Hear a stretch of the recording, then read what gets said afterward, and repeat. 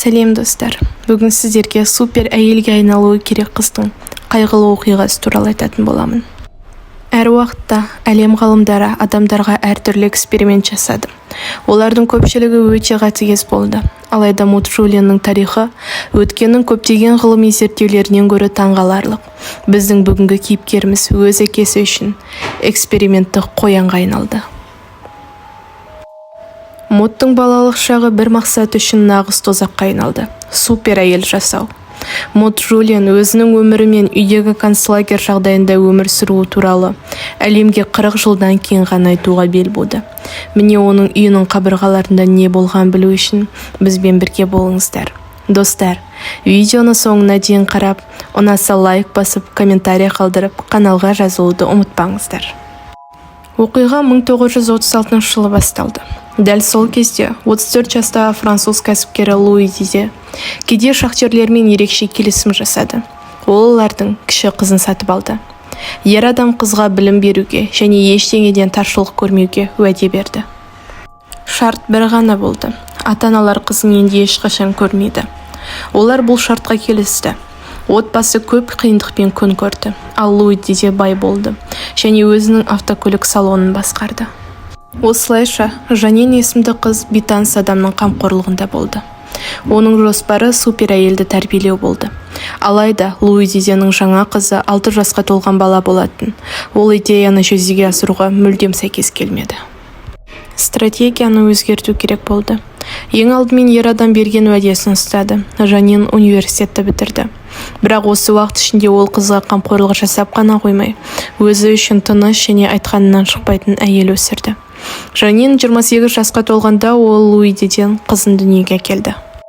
Балақай Мод әкесінің басты жобасы болды. Оны тәрбиелеу үшін Луи Диде Францияның солтүстігінде шағын мүлік сатып алды. Ол көп ұзамай отбасын көшірді. Ол бұл оңаша орынды екі себеппен таңдады. Біріншіден, қызын сыртқы әлемнің әсерінен қорғау үшін. Екіншіден, ер адамның оның мінезін сыртқы ортаның назарынсыз қатайтқысы келді. Алғашқы жылдары қызға анасымен сабақ аяқталған кезде бақшада ойнауға рұқсат етілді. Бірақ 5 жасынан бастап Мод бос уақытынан айырылды. Әкесі баланың миын мүмкіндігінше дамытуға тырысып, оны тынымсыз оқытты. Қызды оқудан алшақтатуға болмайды деп шешті. Мод үйден шықпады. Оның достары үй жануарлары болды. Оған үйрек, пони, аула итімен сөйлесуге рұқсат етілді. Бақытына орай, әкесі супер адам жануарларды түсінуі керек деп есептеді. Оқу бағдарламасының көп бөлігі музыка сабақтарынан тұрды. Луи Диде қызы барлық танымал музыкалық аспаптарда ойнауды үйренуі керек деп есептеді. Қыз көп музыкамен айналысты. Әкесі сөйлеу ойлаудан алшақтатады және мидың дамуына кедергі келтіреді деп санап, қызын артық сөз сөйлеуден шектеді. Баланың сөйлесуіне қатаң тыйым салды. Луи Диденің жұбайы Жанин күйеуін ренжітіп алудан қорықты. Ол Диде мырзаның алдында өзін кінәлі сезінді. Өйткені ол супер әйелі бола алмады. Енді жұбайы кішкентай қызынан үміт күтті. Луи Диденің үлкен жоспары болды. Ол адамзатты дамудың жаңа сатысына көтере алатын әйелді тәрбиелегісі келді. Оның пікірінше ол кез келген қауіпті жеңіп, кез келген кедергілерді жеңе білуі керек еді.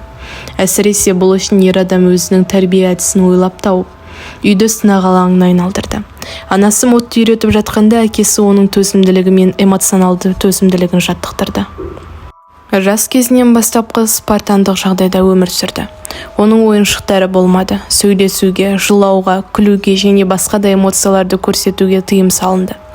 Нәресте жылытылмаған бөлмеде қатты матрацта ұйықтады. Ал оның жалғыз достары пони, үйрек және аула иті болды. Аптасына бір рет және ата-анасынан кейін қалған салқындатылған лас суда ғана жуынуға рұқсат етілді. Тек мұздай сумен ғана жуынуға рұқсат берді. Әкесі жайлылық адамнан тыс қабілеттердің дамуына кедергі келтіреді деп сенді. Қыздың ойыншықтары мен достары болмады. Ал оның диетасы жемістерді, йогурттарды және жаңа піскен нанды алып тастады. Негізінен Мод тағамдық құндылығы төмен дәмсіз тағаммен тамақтандырылды. Әкесінің идеясына сәйкес, оның денесі витамин тапшылығымен күресуді үйренуі керек еді. Шектеулер тіпті дәретхана қағазына да қатысты болды. Қызға тек бір жапырақ қағаз ғана пайдалануға рұқсат етілді. 7 жасқа толғаннан кейін олар жаңа сынақ ойлап тапты. Бұдан былай әр тамақ коньякпен немесе вискимен бірге жүрді. Бұл баланың бауырының жағдайына зиянды әсер етті. Әкем мас күйінде қалай күресу керектігін білу пайдалы құрал екенін айтты. Оның көмегімен сіз жаудың кез келген құпиясын біле аласыз деп еске алады Мод. Луиди де қызын үнемі бақылап отырды. Оның әлсіз жақтарын байқады. Ол олардың кез келген жоюға тырысты. Бірде ол кішкентай Модтың кеміргіштерден қорқатынын байқады. Содан кейін ол жалаң аяқ жертөледе қызды құлыптап тастады. Ол оған жертөленің ортасында медитацияда қозғалыссыз қатып қалуды бұйырды. Анасы қыздың ойына сыңғырлақ қоңыраулар іліп кетті. Егер ол қимылдаса, егеу құйрық оған келетін еді.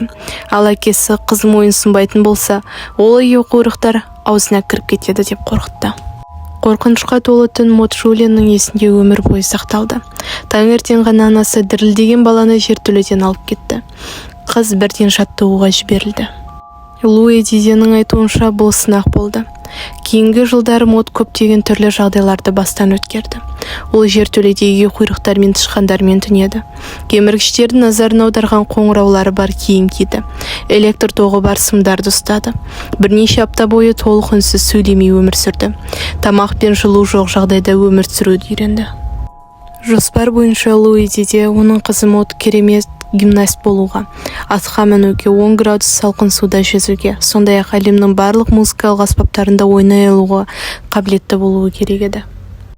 Әкесінің сынақтары қорқынышты болды, бірақ олар өмірдің кез келген қиындығына бейімделуді үйретті. 16 жасында қыз әкесінің көптеген тыйымдарын айналып өтуді үйренді. Ол дәретхана қағазын, ас үйден дәмді тағамды ұрлап, түнде терезеден серуендеп, бостандықтың таза ауасымен демалу үшін сыртқа қашып шығуды үйренді. Модтың ата-анасы оны ешқашан ұстаған емес. 1973 жылы Модтың әкесі әлсіреп, қызына музыка мұғалімін Мсье Молин есімді адамды жалдауға мәжбүр болды.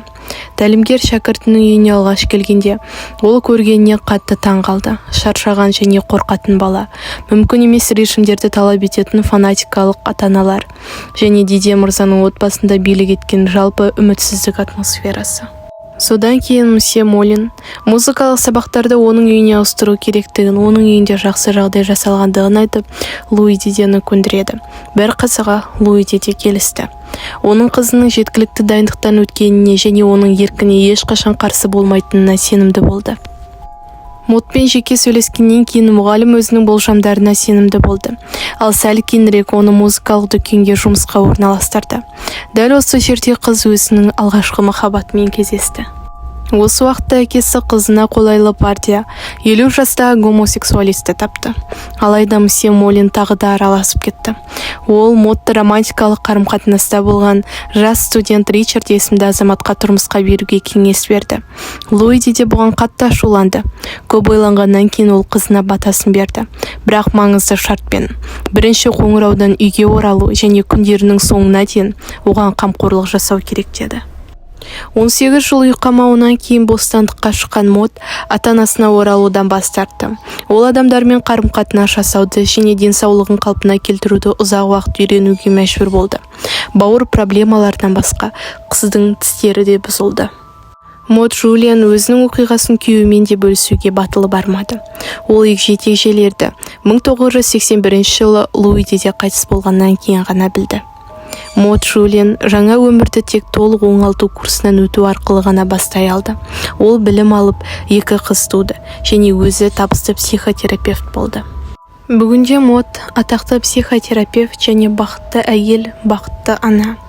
Ол Парижде тұрады және адамдарға психологиялық күйзелістермен күресуге көмек беруде. Достар, видеоны соңына дейін қарағандарыңызға рахмет.